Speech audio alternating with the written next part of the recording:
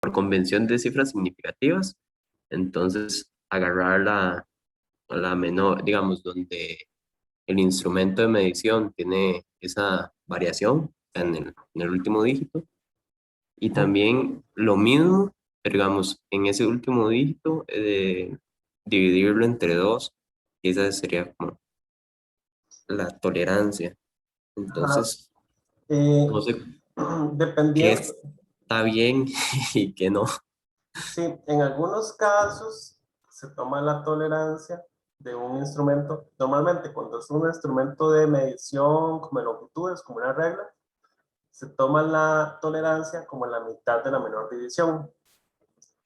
Pero en otros instrumentos más precisos, como por ejemplo una balanza analítica o así, normalmente la tolerancia, una de dos, como me la da el fabricante, o en algunos de esos instrumentos más precisos, la tolerancia se toma como un 1 en el último decimal, digamos, sobre todo para instrumentos digitales, digamos, la tolerancia se toma como un 1 en ese último decimal. Más que todo, la mitad de la menor división se utiliza más que todo usualmente para cuestiones más analógicas, en realidad. Entonces, por eso en la regla lo que usábamos era la mitad de la menor división, como medición de tolerancia. Ahora, recuerden que esa tolerancia uno tiene que dividirla entre algo para poder convertir la desviación estándar, ¿verdad? Entonces, ahí es donde tienen que ver si tienen información con respecto a esa tolerancia, y si no, entonces van a asumir que es una distribución rectangular, o sea que todos los valores tienen todo el rango de tolerancia tiene la misma probabilidad de que todos los valores existan, digamos. Entonces, en esos casos, se, se divide entre raíz de 3. Si ustedes tienen mayor información, por ejemplo, es sabido que en instrumentos volumétricos la tolerancia hay que dividirla entre raíz de 6 porque normalmente los equipos volumétricos los valores en una distribución triangular, que eso es algo, digamos, como conocido. O si ustedes, por ejemplo, qué sé yo, le dan una pureza y dicen, este reactivo tiene pureza de 99,9, determinada con un 95% de confianza. Entonces, si me dicen con un 95% de confianza, ustedes saben que esa pureza tiene una distribución pues normal, y que entonces tienen que dividirlo, si es un 95, entre 1,96, que sería el factor en ese caso. No sé si con eso más o menos respondo la pregunta que me está preguntando, era Randy, ¿verdad? Sí, sí, ya con eso me lo deja un toque más claro. Eh, pero Pero bueno, también es usual que la tolerancia a uno se la reporten. Recuerden que las incertidumbres, eso son incertidumbres tipo B. Normalmente las incertidumbres tipo B me son comunicadas. Entonces, yo tengo una balanza analítica, usted tiene una hoja de calibración donde ya viene la tolerancia de mi balanza. Entonces, normalmente yo nada más la copio de donde esté. O, por ejemplo, los instrumentos volumétricos, que sé yo, una pipeta, normalmente tienen como un certificado de calibración donde también trae mis valores de tolerancia. Eso también usualmente me lo dan, digamos. En el caso de la regla que nosotros hicimos, nosotros la estimamos, digamos, de una forma porque no tenemos como un certificado de calibración de la regla, en realidad. Entonces uno hace asunciones en ese caso, pero típicamente en más, cosas más finas, digamos, en física analítica, los instrumentos siempre van a traer su tolerancia reportada. A ver, ¿quién seguía en la pregunta? Ahorita le doy el espacio Frida, voy a ver lo que me estaban preguntando por acá. Dice, dice Paula, el recipiente cilíndrico debe ser un volumen, de un volumen mínimo, es decir, el recipiente en donde hacemos la disolución. El recipiente, lo ideal es que sea un volumen suficiente para disolver lo que ustedes vayan a disolver ahí. Entonces, si es la sal, entonces lo ideal es como que les quepa y se pueda disolver la sal en ese recipiente con agua, ¿verdad? Entonces, esa es básicamente la principal limitación, pero no tiene una limitación, digamos, de volumen. Obviamente, si uso algo microscópico así grande, difícilmente le va a poder meter la sal ahí, ¿verdad? Entonces, eso es como la limitación más que todo. Andrés pregunta, hola, profe, ¿cómo está? Yo le envío unas dudas por correo, pero en la respuesta se olvidó juntar el archivo con las respuestas. Por si puede revisarlo cuando tenga chance, muchas gracias. Uy, Andrés, no me recuerdo cuál era el archivo con las respuestas. Pero yo le respondí. Es que me han llegado tanto spam de correos. Sí, profe, usted me respondió y me puso que adjunto iban a estar las respuestas a mis dudas, pero no había ningún archivo adjunto. Ah, bueno, voy a revisar. Lo voy a apuntar acá, a ver qué fue lo que pasó. Gracias. Con gusto. Andrés Eduardo.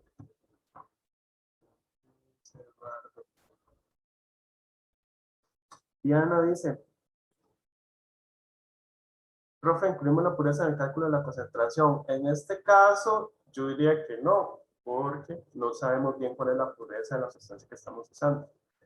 Entonces, para efectos prácticos, vamos a asumir que es un 100%, a menos que ustedes en el paquete dijeran, no sé, sal 99% pura, o yo qué sé qué. Pero si no es así, no sabemos bien cuánto es la pureza, entonces en ese caso creo que lo mejor sería asumir que es un 100%. Frida tenía una pregunta. Sí, profe. No sé si es medio, no sé, tal vez medio tonta la pregunta, pero es que también estoy un poco batida en esto. Es que para para lo de la balanza, utilicé 2 monedas del 2016 y ambas están en buen estado. Entonces, para calcular la masa de la sal, estaba, digamos, pensé en multiplicar por 2 la masa de la moneda y que entonces después para calcular las incertidumbres tendría que hacer como cuando se calcula masa por diferencia, que se multiplica por 2 la tolerancia y la repetibilidad. Sí, Sí. es una forma de hacerlo también, sí, se puede hacer así también.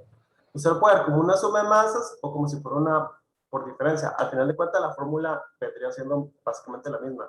Pero sí, en este caso en específico, hay que tomar en cuenta la tolerancia y la repetibilidad 2 veces, porque son 2 monedas, entonces es mejor tomar en cuenta 2 veces, efectivamente. Ah, ok, sí, esa era la misma, muchas gracias.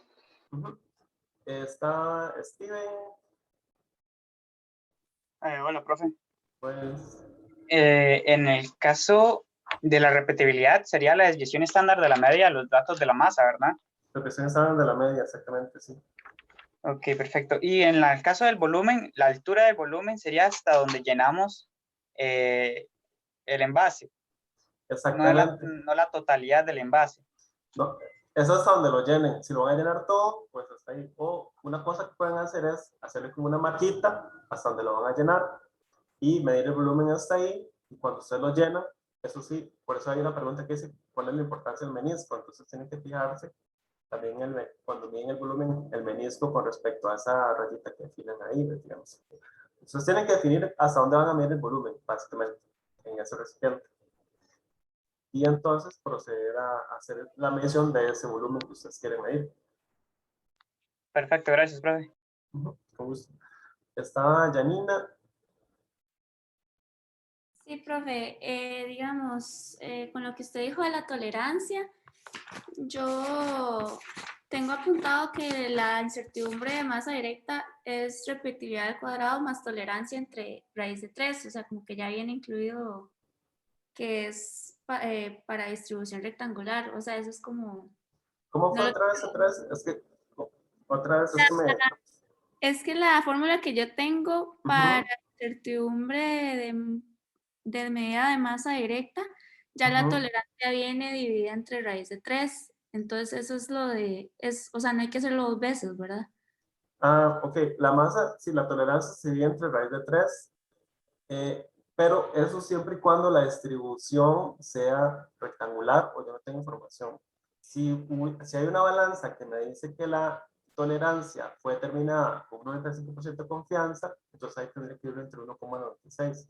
Entonces, por eso es mejor no poner en la fórmula de una vez entre qué se divide, sino que es mejor analizarlo para cada caso en específico. Ah, ok, entonces, pero digamos, en caso de la masa de las monedas, no nos dicen... Entonces se divide entre raíz de 3 porque asumimos que es rectangular, entonces en ese caso Ah, sí es correcto. ok, está bien. Después, en la clase pasada, usted había dicho que la masa total era la raíz de la incertidumbre de una moneda a la 2 más la incertidumbre de la otra a la 2. Eso es la incertidumbre, o sea, no se expande esa incertidumbre de cada moneda, se expande solo una vez hasta el final. Las incertidumbres la expandida se calcula hasta el puro final cuando ya combiné todo. Cuando ok. ya tengo todo combinado, ahí sí ya al final la expando. Pero siempre se trabaja con las incertidumbres sin expandir. Sería el caso. Solo se hace una vez entonces. La expansión solo se hace una vez al final, nada más. Ok, y la última pregunta es que yo en la última de la concentración, yo lo que hice fue investigar la pureza de la sal comercial. Ajá. Entonces puse 97 porque decía como que era lo mínimo que podía, de puro que podía hacer. Entonces no Ok, sé si es me tan- parece, lo que podría hacer es poner la referencia ahí donde consiguió los datos, que era un 97%. Entonces, puedes poner eso y que con base en eso calculas que era un 97% de pureza. Ok, gracias. Perfecto. Alejandro, Profe, con respecto al reto 1, es que cuando entré a mediación me salía como que yo tenía un atraso de casi 6 días, entonces no sé si fue que usted cambió algo o qué. Uy, sí, a mí también. Yo entré para revisar mi calificación porque me parecía como que ya había sido revisado y no me pareció nada, y me pareció que estaba con atraso y que no había enviado nada, pero que aún así había fecha de entrega y no sé. a ver, Alejandro, ¿qué peleas es Alejandro Bonilla? Es Sí, profe. Alejandro Pero yo creo que a muchas personas les salían así porque decía como entrega para inclusión, para los de inclusión. Sí, Entonces no sé si a nos, De hecho, hasta de otros grupos les ha pasado, como mucha gente. sí, digamos, de momento no, les diría que no se preocupen por la revisión. Yo aún no he terminado de revisar los ensayos, voy como por la mitad. Entonces, recuerden que los tiempos para revisar las tareas así es como, creo que son 10 días hábiles, me parece. Entonces, de momento llevamos como 5 días hábiles más o menos. Entonces, y todavía me queda como una semana más ahí para revisarlas. Posiblemente yo creo que como para martes de la otra semana ya lo voy a tener revisado. Pero para que cuando ya lo tenga revisado, ya los voy a notificar para que ya ahora sí revisen las notas, cualquier cosa. Pero de momento todavía no están listos. Aunque les llegue la notificación, en realidad todavía no está realmente listo porque la revisión se habilita para todos al mismo tiempo, digamos. Profe, Entonces, a mí lo que me pasó es que yo me metí y ya estaba la nota, pero no me podía meter como a ver los comentarios, pero aparecía la nota, entonces como di todo bien. Y después me metí y me parecía como otra entrega. Entonces, yo creo que mi pregunta es como, ok, ¿el mío sí está ahí o se eliminó cuando se puso la otra entrega? no, sí están disponibles. Se creó otra entrega porque la otra entrega es, la otra entrega para el reto 1 se creó para la gente de inclusión de los otros grupos para que realizaran la entrega correspondiente ahí. Entonces, sería solamente para la gente de inclusión. Pero Ok, ya, pero lo que yo digo es, sí se guardaron los que ya se enviaron, sí, sí, ¿verdad? sí. Ah, Sí, ok, sí, sí. De hecho, ya los he estado revisando. Ya voy como por la mitad. Ahorita ok. vamos a hablar un poquito más al respecto. Y me queda por ahí Carla, Patricia, con consultas. Profe, yo tenía una duda de la última pregunta bueno, de la parte 2 que hay que calcular la incertidumbre expandida al 95, Ujú. pero no me quedó claro porque yo tenía entendido que así se sacaba con la tolerancia. O sea, como que U entre K, U iba a ser la tolerancia, pero en este caso, ¿cuál sería U? Vamos a ir un toquecito a la pizarra. Entonces, recuerden que cuando yo calculo mi incertidumbre de una medición, yo llego y hago un diagrama de escala. Entonces, digamos, en este caso ya hemos dicho que yo tenía volumen, tenía diámetro, tenía altura. Entonces, la fórmula era volumen es igual a diámetro por diámetro entre 4 por altura por pi. Y entonces yo llegaba y ¿qué hacía? Determinaba todas las componentes de incertidumbre para los diámetros. Yo termino mis componentes de incertidumbre para este diámetro, luego para este diámetro y luego para esta altura. Y entonces, luego de eso, ¿qué hago? Tomo esos componentes y los combino. Los combino como una suma, como una multiplicación, ¿verdad? Entonces, con eso yo obtengo mi incertidumbre combinada, que le ponemos como U combinada, digamos. Ahora, esa incertidumbre combinada, para reportar mis datos, yo tenía entonces que expandirlo. No sé por qué, desde que se me actualizó esta pizarra, está fatal. Voy a tener que ver si la vuelvo a instalar de nuevo. Me queda todo pegado. Entonces, una vez que yo tenía la incertidumbre combinada, o sea, que eran todos los factores combinados de estos que están acá, entonces yo procedo. Ahora sí que la grabo esto. Que se hizo todo ahora que sí. Entonces, una vez que tengo esa incertidumbre combinada, yo tengo que proceder a calcular mi incertidumbre expandida.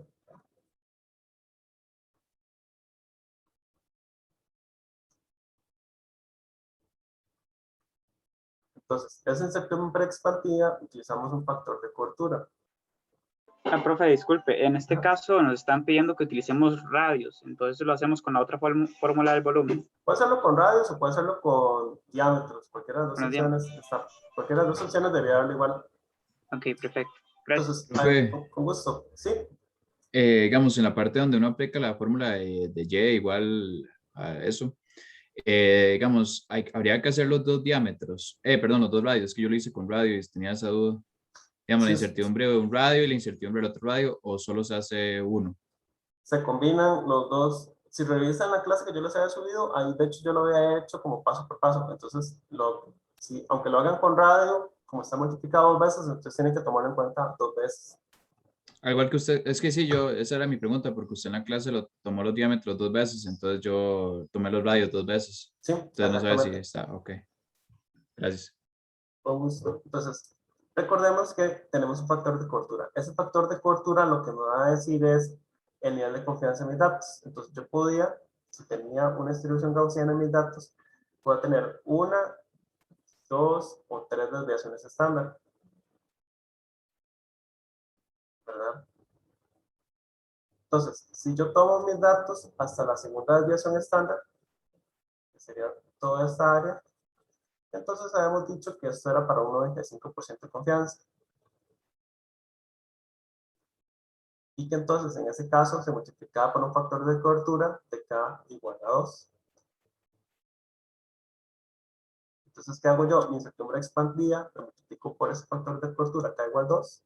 Y entonces ya obtengo mi valor de incertidumbre combinada. ¿Qué significa esa incertidumbre combinada? Recuerden que solo la incertidumbre combinada yo le puedo poner el más menos. Solo a esta yo le puedo poner un más menos.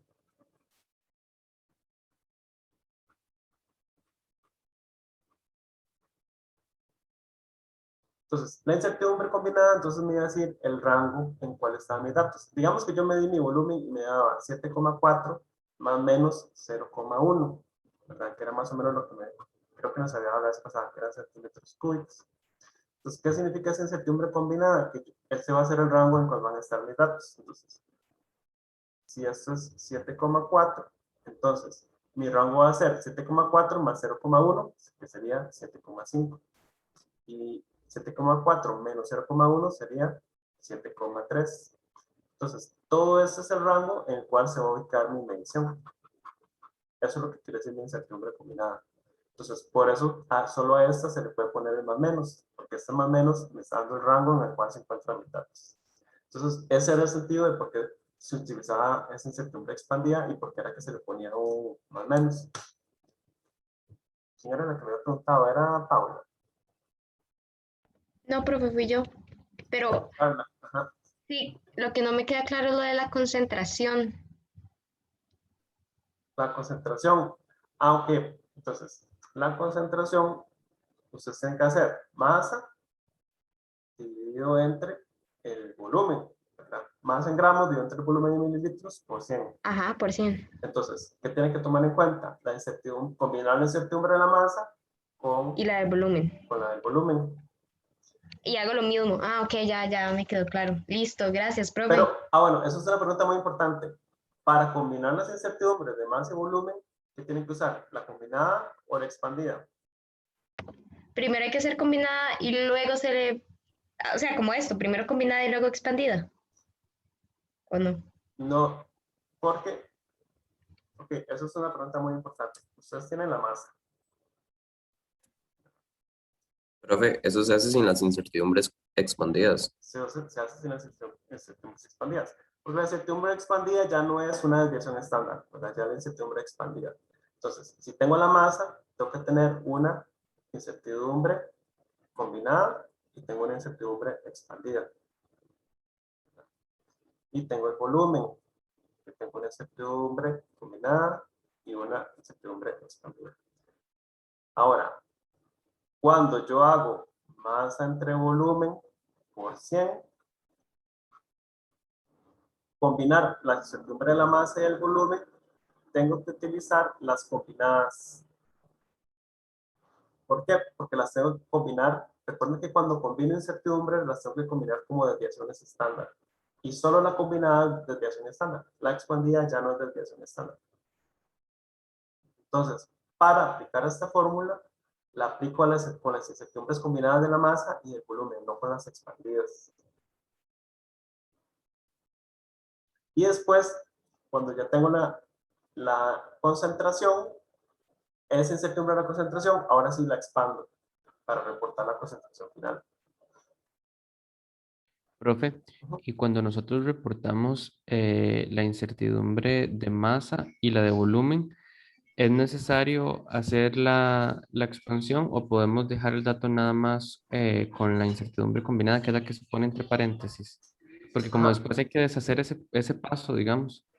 Sí, porque como se le piden primero, calcule la incertidumbre de la masa a un 95% de confianza, ahí sí expanden cada una, pero luego para la de la concentración, ahí sí tienen que, digamos, devolverse otra vez y combinarla, y la de la concentración, ahora sí expandirla, ¿verdad? Ok, Es, ok, perfecto. es parte del ejercicio y del cuidado también que hay que tener en el tratamiento de datos, ¿verdad? Pero es una muy buena pregunta, en realidad. Yo no me he acordado que tenía que decirles eso. Entonces, muy bien la pregunta. ¿Alguna otra consulta? Profe, yo tengo otra consulta, un toque más técnica, y es que, digamos, cuando yo pongo la incertidumbre, eh, que hay veces, digamos, yo pongo ese más o menos y otras veces no lo hago. Yo tenía entendido que para la incertidumbre expandida uno no lo ponía, pero digamos, o sea, ahí se lo puso, el más o menos, 0,1. Es todo lo contrario. Solo para la incertidumbre expandida se pone más menos. En ninguna otra posibilidad se puede poner más menos. De hecho, en el libro, eso es un error. En el libro, si ustedes leen el libro, van a ver que a veces ellos ponen un más menos y no es una incertidumbre expandida. Para desviaciones estándar, ellos colocan un más menos. A una desviación estándar, colocarle un más menos es en realidad incorrecto. Ese es uno de los errores que tiene el libro. Entonces, la incertidumbre expandida siempre se pone como más menos. Las incertidumbres combinadas o incertidumbres como desviaciones estándar no se les pone más menos. Es incorrecto. Normalmente lo que hace uno es ponerlas dentro de paréntesis, pero no coloca un más menos. Entonces, eso es un punto importante. Ah, ok, Solo las expandidas pueden tener más menos. ok, gracias. ¿Alguna otra consulta? Listo. Ok, entonces, vamos a ver, tengo un montón de puntos que tengo que acordarme. Un primer punto es hablar un ratito del ensayo. Está revisando, está bastante bien los ensayos, nada más quería revisar algunas cositas que vi con respecto al estilo de escritura. Sí tienen que tener cuidado, y he visto como con varias personas, un poco en cuanto a la estructura de un texto. Entonces, más o menos, cuando uno escribe un ensayo, la idea del ensayo es que yo tenga un título, que el título casi primera entrada de cuál es mi posición, ¿verdad? Entonces, por ejemplo, un título puede ser la gente debe vacunarse. Estas son las razones por qué. Entonces, casi que mi título ya me está diciendo cuál es mi postura y me está diciendo, voy a hablarles por qué sí, ¿verdad? Entonces, tengo que tratar que sea un título que me diga ya de primera entrada cuál es mi punto, digamos.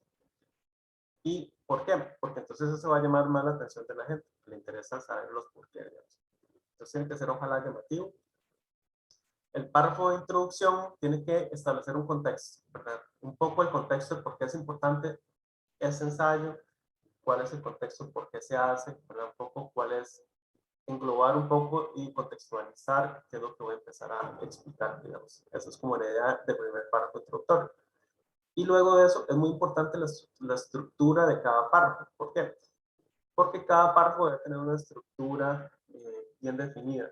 La estructura de un párrafo tiene que ser, tengo que tener una idea principal y ideas secundarias que me ayudan a apoyar esa idea principal. Entonces, por ejemplo, yo quiero decir, las vacunas tienen grandes efectos económicos. Tienen, o por ejemplo, yo puedo poner, las vacunas tienen 3 grandes efectos económicos. Entonces, esa es la idea principal. Entonces, las otras ideas me van a ayudar a apoyar por qué. Entonces, digo, el primero es que la gente se incapacita menos y entonces aumenta la productividad económica. El segundo es...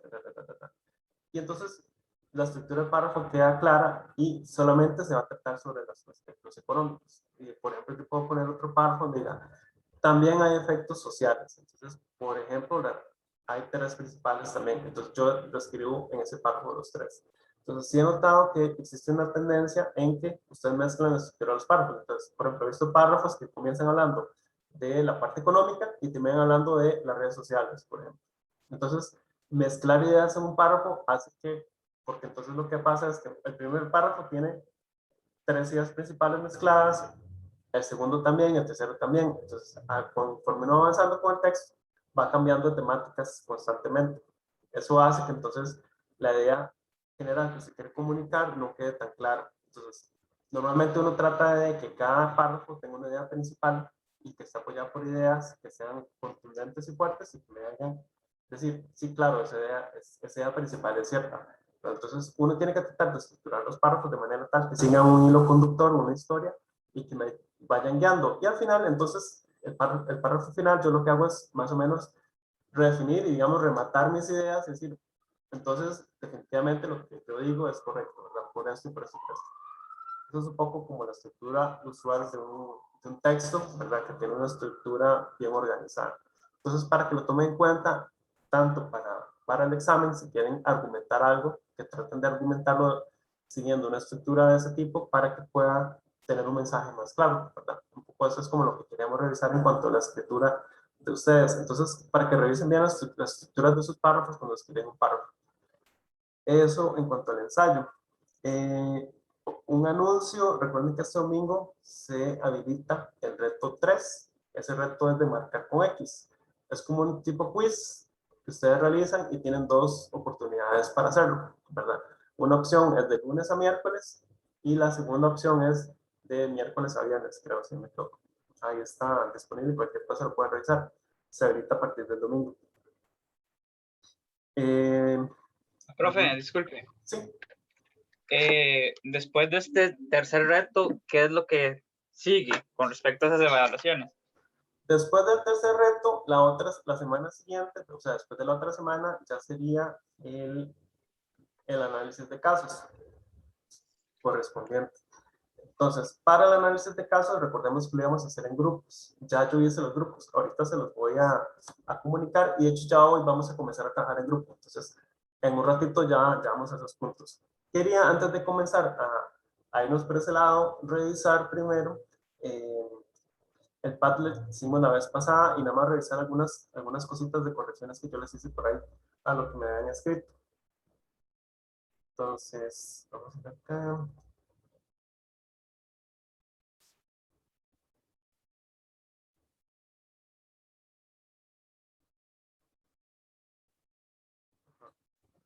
Entonces, en el Padlet que ustedes me subieron, quería revisar tal vez como unas pequeñas correcciones que había en algunas de las cosas que pusieron por ahí. A ver si me acuerdo, por ejemplo, que puse como algunos mensajes. Bueno, en el tratamiento de la muestra, acá mencionaron algo de gestiones. Bueno, ya aquí me respondieron. Ok, no dije nada, ya está corregido.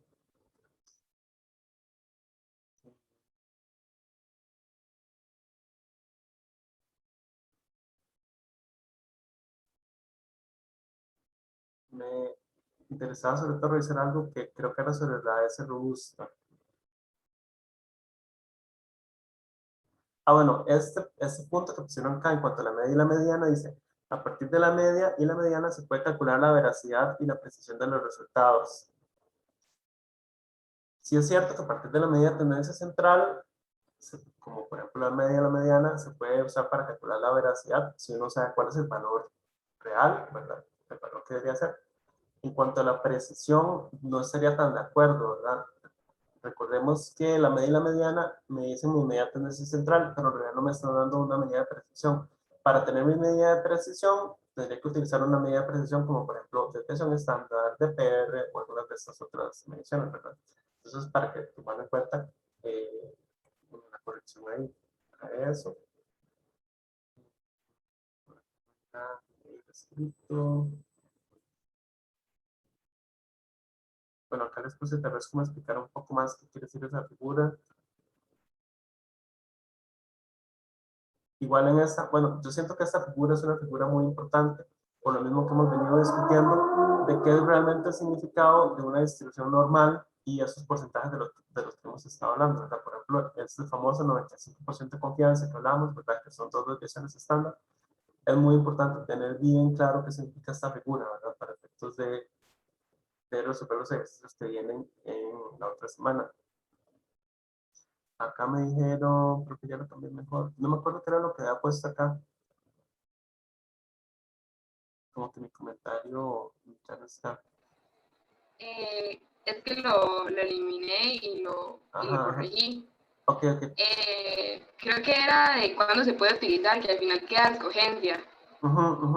Ah, sí, que es que ustedes habían puesto que el desvío promedio relativo se usaba cuando habían datos muy desviados, pero en realidad no, o sea, sí se puede usar cuando hay datos muy desviados, pero no precisamente, digamos, yo puedo hacerlo también por escogencia, no es como que, no es una exigencia que tiene que ser que los datos estén muy desviados, esa era como la aclaración ahí, sino que el desvío promedio relativo, inclusive yo lo puedo usar a veces, es típico cuando yo en realidad no quiero usar por ejemplo, la desviación estándar de la media, o no quiero usar la media en sí, entonces utilizo otras medidas como el desvío promedio relativo, o inclusive en algunos métodos ya establecidos, ellos sugieren utilizar el desvío promedio relativo. Entonces, no necesariamente es porque mis datos estén desviados, entonces era nada más como para una aclaración ahí pequeñita, pero es súper bien que ya lo corrigieron. Acá, estos compañeros habían puesto algo parecido en cuanto a la S robusta, porque los compañeros pusieron que la S robusta es una forma de estimar la precisión cuando los datos son muy desviados. Yo no diría como que todos los datos necesariamente pueden utilizarse, o sea, igualmente, si yo quiero, puedo usar siempre la base robusta. Lo que pasa es que se utiliza más comúnmente cuando los datos están, o cuando, por ejemplo, tengo uno o dos datos que están muy desviados. Entonces, no es como una generalización que la S robusta solo se utiliza en esos casos, sino que usualmente se puede usar en esos casos, pero igual lo puedo hacer por escogencia también, ¿verdad? No es como exigido. Eso era para aclarar esa parte. Bueno, no sé, pues como otras correcciones acá, tal vez como mencionar algo sobre la huracán en la parte de incertidumbres. Bueno, y esto en la incertidumbre combinada les escribí que sí, que faltaba como explicar un poco más cuáles son las reglas que se siguen para hacer la combinación. Pero aparte de eso, súper bien. De un documento que encontré está mal. Bueno, alguien en septiembre expandida les pregunté dónde sacaron esta última tabla. De un documento que encontré está mal. No, no está mal, más bien me llamó la atención porque está muy interesante el documento. Más bien, si pudieran poner el link por ahí, me parece que está bastante útil. Entonces, en cuanto al Padlet, en realidad me parece que está súper bonito, me gustó mucho como lo hicieron y me parece que está muy útil. Entonces, en realidad, con esas pequeñas correcciones que les puse por ahí, me parece que les puede servir bastante para ir repasando la materia y así. Entonces, súper bien, me gustó un montón cómo lo hicieron. ¿Qué más? Ese era un punto el Padlet. Ahora, para la clase esta semana, yo les subí acá en el entorno virtual unos cuantos videos. Entonces, este video 6 es la clase que yo había dado el semestre anterior relacionado con el tema de validación. Entonces, lo que quería sugerirles, no quiero como gastar tanto tiempo ahorita en eso porque me interesa más que empecemos a trabajar en grupos, pero les sugiero que para apoyar lo que ustedes leyeron en la clase que está disponible, que es la clase 3,2, pueden ver este video entre los minutos 6,05 y el minuto 23:30. Y ahí van a ver una explicación un poco más detallada sobre la parte de validación y acreditación. Y me interesa sobre todo que pongan atención a la comparación entre validación, acreditación y certificación, que entiendan bien esas diferencias. Con este video se pueden ayudar en eso. Si la próxima clase nos da chance, podemos trabajar un poco haciendo un esquema con respecto a eso también. Ahora, ya les subí los grupos de trabajo. Los grupos de trabajo están, si entran al bloque 1, donde dice información adicional, dice grupos de trabajo, profesor Diego González Flores. Si van ahí, van a encontrarse que están los grupos con diferentes colores.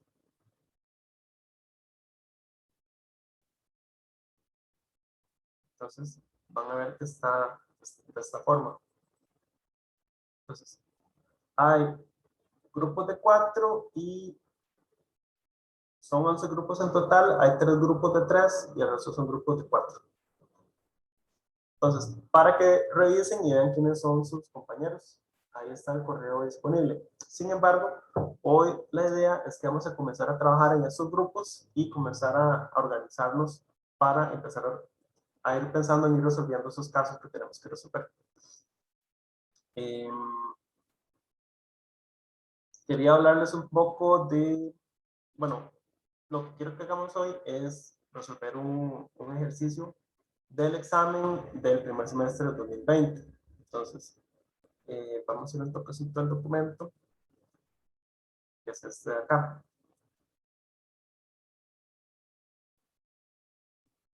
Entonces, quería que vieran más o menos cómo es la estructura que tienen usualmente sus exámenes. En realidad es,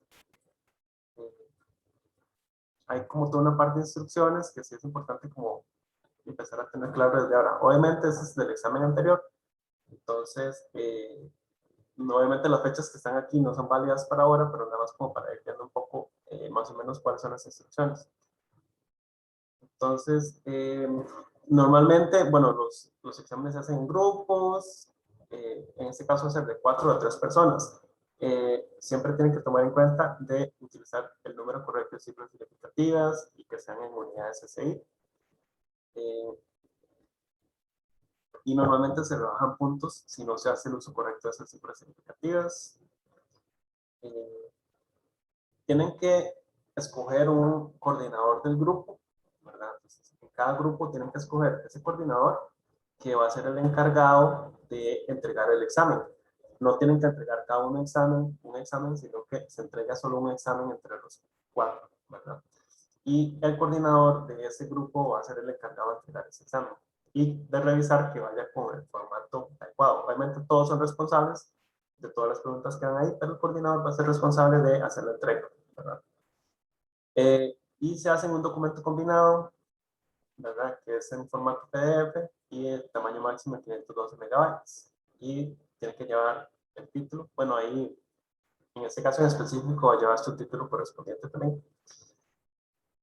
Todos los integrantes del grupo deben aceptar el envío. Bueno, esto antes se hacía así, pero ahora ya no lo hacemos así, porque pasaba, antes todos los integrantes tenían que aceptar el envío, pero a veces pasaba que había gente que no tenía internet, y entonces no podía, o solo una persona que no pudiera aceptar el envío, entonces ya no se podía enviar, y entonces los otros compañeros se ven afectados. Entonces, por eso ahora hemos optado porque el coordinador sea el único que tiene que aceptar el envío, ¿verdad?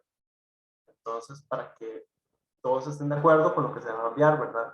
Y todo se organiza a través del coordinador. Igualmente, los reclamos del examen se tienen que organizar a través del coordinador. Es decir, ustedes se reúnen con el coordinador del grupo y redactan un documento de estilo carta para hacer el reclamo correspondiente. No se aceptan entregas por correo electrónico, entonces solamente la entrega por mediación virtual. Obviamente se inspecciona para plagio, ¿verdad? Y van a haber ciertos lineamientos para la entrega. Entonces, de hecho, viene una tabla con lineamientos. Ustedes pueden entregarlo en versión digital o versión manual. Versión manual sería básicamente que ustedes resuelvan todo a mano y lo escanean o utilizan alguna aplicación como Adobe Scan y proceden a entregarlo de esa forma. Entonces, cualquiera de las dos opciones o inclusive mezclas de las dos opciones también son viables. Tienen que tener el encabezado, los cálculos tienen que tener todos los cálculos mostrando cómo llegaron a su respuesta, obviamente. Entonces, no es solo poner la respuesta final, sino que tienen que venir todos los cálculos correspondientes. Y todo razonamiento debe estar redactado correctamente de manera concisa. Y si requieren usar referencias, tienen que utilizar el estilo de American Chemical Society, que ya se familiarizaron en el ensayo también. Ahora, lo que me interesaba es que veamos la parte de autoevaluación del primer examen parcial. Como les había mencionado, ustedes van a tener que evaluar su trabajo en grupo también. No solo se les va a evaluar la resolución, sino que lo que ustedes se pongan de nota, trabajo en grupo, también va a afectar su nota final. Entonces, tienen que anotar el nombre completo, carnet de cada uno de los integrantes y leer el siguiente cuadro donde sobre la distribución del valor de desempeño según los criterios establecidos. Se aceptan valores intermedios, por ejemplo 0,5, 1,5 o 2,5. Entonces, para cada punto, ¿verdad?, que tienen que poner en los parámetros de desempeño, van a tener una escala de 3 valores, ¿verdad? Entonces, por ejemplo, un 0 quiere decir que no participó en la resolución del ejercicio. Un 1 quiere decir que tiene todos estos criterios. Estuvo presente en algunas sesiones de trabajo, no realizó el trabajo realizado por los otros compañeros, no fue responsable con sus labores, no participó activamente, muestra un dominio deficiente del conocimiento, respetó a todas las personas participantes del grupo y tuvo una mala actividad de trabajo en equipo. O puede llegar hasta ser un 3, que es el criterio máximo, que es que participó activamente en las sesiones de trabajo acordadas, realizó el trabajo realizado por otros compañeros y comunicó sus observaciones, fue responsable con sus labores en los tiempos de entrega, aportó evidencia, datos e información útil para la resolución del problema, mostrando un buen dominio del conocimiento de los contenidos vistos en clases, y así. Entonces, para eso, entonces deben completar la matriz de distribución de desempeño para cada integrante por prueba y reportar el promedio del valor de desempeño de cada integrante. Este será utilizado por la cátedra para el cálculo de la nota individual. Entonces, acá ustedes tienen que poner por problema la nota de cada persona. Entonces, por ejemplo,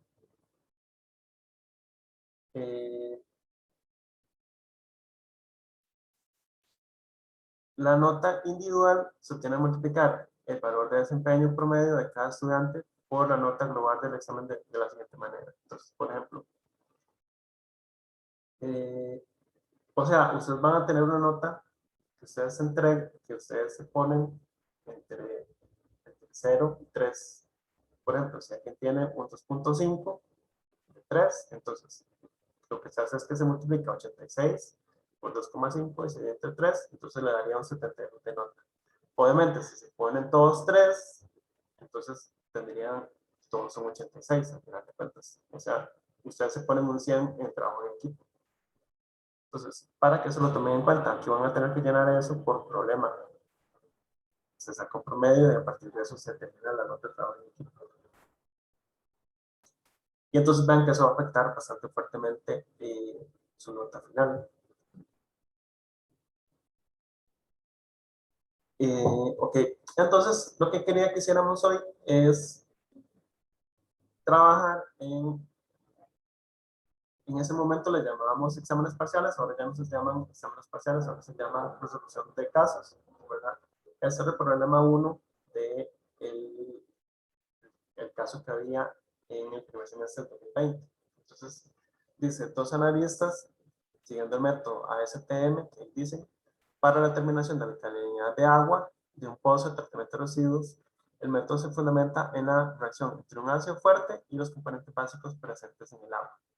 El modelo de medición formal establece que la alcalinidad en milimoles de OH por litro va a ser igual a C por V entre W por 1000, donde C es la concentración de ácido clorhídrico, V es el volumen consumido de ácido clorhídrico en mililitros, W es el volumen utilizado del agua de pozo. A continuación, se presentan los datos experimentales de los analistas. Entonces hubo dos analistas, un analista A y un analista B. Y cada uno viene con sus observaciones. Este es el volumen consumido, ¿verdad? Del valorante, ¿verdad? Del ácido clorhídrico en este caso, para el analista A y para el analista B.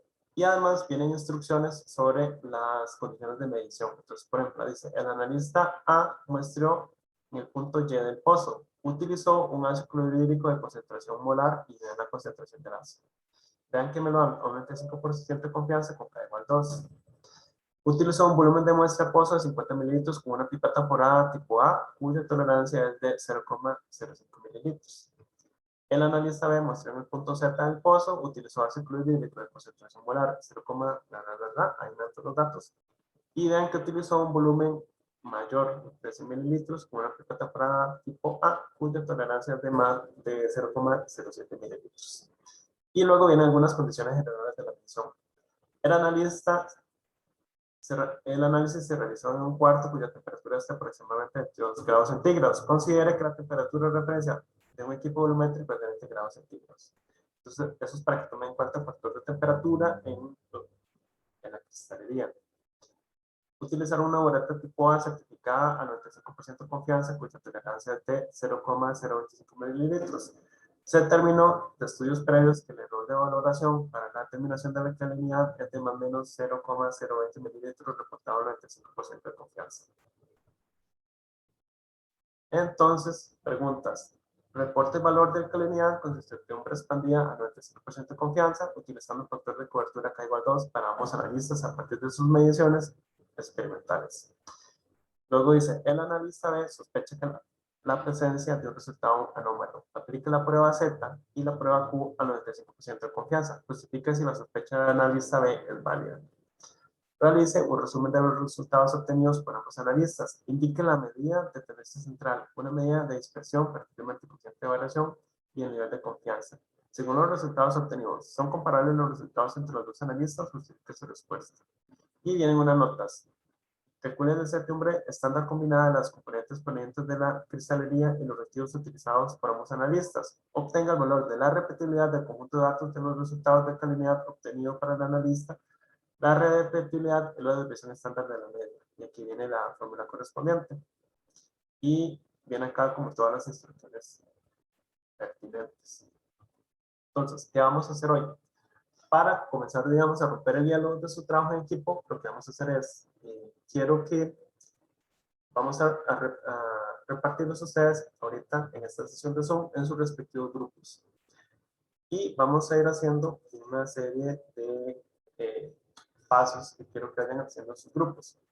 La primera es, vayan apuntando ahí para que no se les olvide, obviamente preguntarles a sus compañeros de equipo cuál es su nombre, de dónde son. Quiero que les pregunten cuál es su serie o película favorita o lo que están viendo en estos momentos. Lo otro que quiero que les pregunten es cuál es su conectividad, digamos, si tienen computadora o si tienen teléfono o cómo se conectan, digamos, cuál es su velocidad de internet, por decirlo así. Para que entonces, basado en eso, decidan más convenientemente quién es el coordinador. Porque preferiblemente el coordinador pues va a ser la persona que tenga tal vez como mayor o mejores opciones de conectividad, ¿verdad? Sería como lo más estratégico en este caso. Y lo otro que quiero que les pregunten es, pregúntense entre ustedes cuáles son su mejor horario para trabajar en grupo. O sea, si les sirve por las tardes, qué días de la semana, etc. Eso sería lo primero en cuanto a la parte de trabajo en grupo. Luego de eso, basado en la discusión que ustedes tengan, me gustaría que definan un coordinador de sus grupos correspondientes. Y una vez que ya tengan ese coordinador, me gustaría que comiencen a leer este problema y que planteen una estrategia para resolverlo entre todos los miembros del grupo. Entonces, ¿a qué me refiero con una estrategia? Recuerden que cuando uno estaba en la escuela siempre decían, cuando voy a resolver un problema de matemáticas, primero hago planteo, operación y respuesta. Entonces, me gustaría que trabajáramos hoy en la parte de planteo. Planteémonos el problema y hagamos como un digamos, un plan de pasos a seguir para resolver ese problema. ¿Qué hago primero? ¿Qué hago después? Y más o menos cómo atacar el problema y cómo resolverlo. Entonces, entre todos ustedes definen esa estrategia para resolver ese problema. Y yo, cuando ya tengan esa estrategia correspondiente, pueden llamarme a mí a la discusión de su grupo y entonces yo voy a pasar y podemos discutir a qué conclusión llegaron ustedes de cuál es la mejor forma de resolver el problema. Entonces, eso sería como lo que trabajáramos hoy. Posiblemente no vamos a terminar hoy de resolver el problema. Entonces, me gustaría que comenzáramos hoy y continuemos un poco la próxima clase en la resolución. Esto para ir ejercitando también en sus grupos de trabajo en equipo. Ahora, ¿qué es lo deseable en estos tipos de problemas? Lo deseable es que todos participen en la resolución, ya sea, por ejemplo, que planteen todos juntos una estrategia de resolución y que todos lo resuelvan, después comparen respuestas, pero que siempre todos participen en la resolución de cada problema. Eso es el caso ideal, ¿verdad? Carla, ¿tiene una consulta? Profe, perdón, ¿dónde es que está ese documento? El de este documento del examen Sí, está disponible, si bien donde dice prácticas, entorno de mediación virtual, ok. donde dice práctica, dice información, clases asincrónicas, información adicional, y luego viene prácticas. En el tercero dice primer examen parcial 1 del 2020. Listo, gracias. Ahí está disponible. Ajá, con gusto. Y lo otro, ahora, si ustedes vienen a mis tutorías, yo les subí un video, que es este de acá, donde yo explico cómo se resuelve el problema. Ahora, lo ideal es que ustedes no lo vean. Está ahí solo en caso de emergencia. Pero mi sugerencia es que no lo vean y traten de resolverlo solos en grupo. Si ya están así como en caso de emergencia que no ven cómo resolverlo, ahí está disponible cualquier cosa. Pero en la medida de lo posible no lo vean y traten de resolverlo solos. Para ejercitar también ese ejercicio de trabajo en grupo y comunicación entre ustedes. Entonces, eso sería lo que tenía planteado para hoy. Entonces, lo que voy a proceder es a dividirlos en sus correspondientes grupos. Entonces, como aparecen en la hoja de Excel, ese es el número de su grupo. Entonces, los primeros 4 sería el grupo 1, los siguientes el grupo 2 y así sucesivamente. Así ya están también organizados en mediación virtual. Entonces, voy a proceder ahora a hacer la división de ustedes en sus grupos. A ver cómo lo logro. Tengo que asignarlos. Ok, dice, hay una opción que dice permitir a los participantes que escojan su room. Entonces voy a crearlo y a ver, ¿cómo hago para? No sé si ustedes pueden ahí ya ir escogiendo. ¿Cómo hago para crear más options? Ustedes pueden crear los rooms ustedes, pero para no sé. Ah, ok, add the room. Ok, aquí perfecto. Voy a crear entonces 11 rooms. Y entonces, cada persona de su grupo que se vaya para su room correspondiente, ¿verdad? Entonces, los del grupo 1 se van para el room 1 y así respectivamente.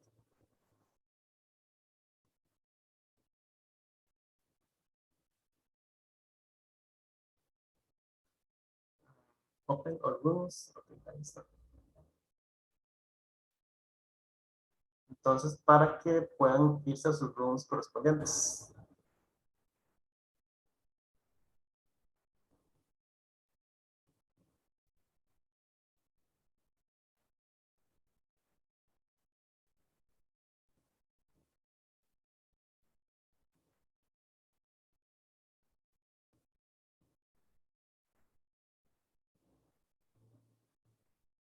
Bueno, profe, ¿cómo ingresa uno a los grupos?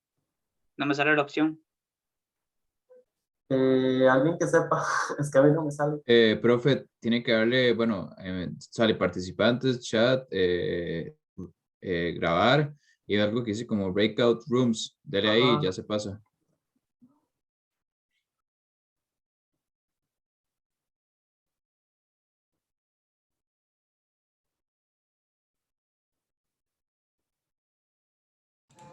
Profe, ¿puede bajar un toquecito la lista, porfa? Si no sale mi nombre. Gracias.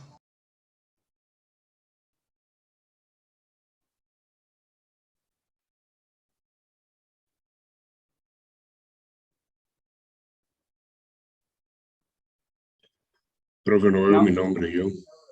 Profe, a mí no me sale la opción para ingresar, es que estoy desde el celular. A ver, ¿qué será? ¿A vos fue que se te vio el internet un toquecito? No. A mí no. Steven, ¿en qué grupo estás vos? En el 6, al parecer. Ya te pasa el 6. ¿Alguien más que ocupe que lo mande a su grupo? Yo, profe, no sé cuál es mi grupo ni siquiera. Profe, yo tampoco salgo. Roger. Roger, ¿qué es? Andrés. Ahí estoy, en el principio, creo. Ajá, Roger Andrés. Sí, estás en el grupo 1. Me dices si puedes solo, si no yo lo mando. ¿Qué faltaba también, Valeria? Yo en el grupo 6, por favor. Grupo 6, Valeria, ya te mando. Falta Astrid. Allá. Astrid, ¿a cuál grupo te toca a vos?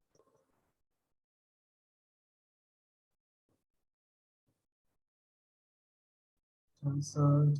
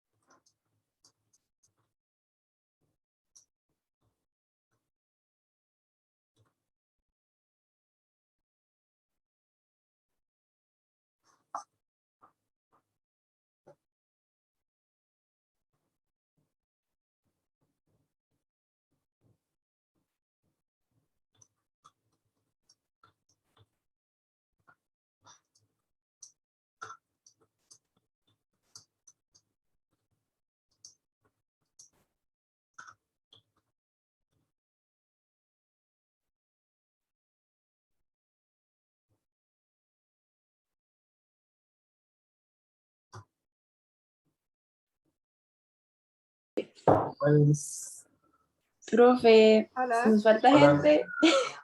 sí, eso estoy viendo que hay alguna gente que no está ahí disponible. Entonces, bueno, Pero no tengo la sesión. no están en la clase. La gente que no está, Ok, no, ok, es que ok. no está en la clase. Pero en la hoja que ustedes tienen disponibles también los correos. Entonces, cualquier cosa, pueden ponerse en contacto con esas personas por correo y decirles que inclusive pueden empezar a trabajar hoy en la resolución del problema, pero también pueden contactarlas, inclusive como para ir resolviendo como fuera de clase, si fuera el caso también. Ok, sí, entonces es que no están, pensamos que era que se había metido como en otro room. No, es que son como 41 personas y ahorita están conectadas como 31, creo, faltan como 10 personas más o menos. Ok, perfecto. Gracias, profe. Bueno, chao.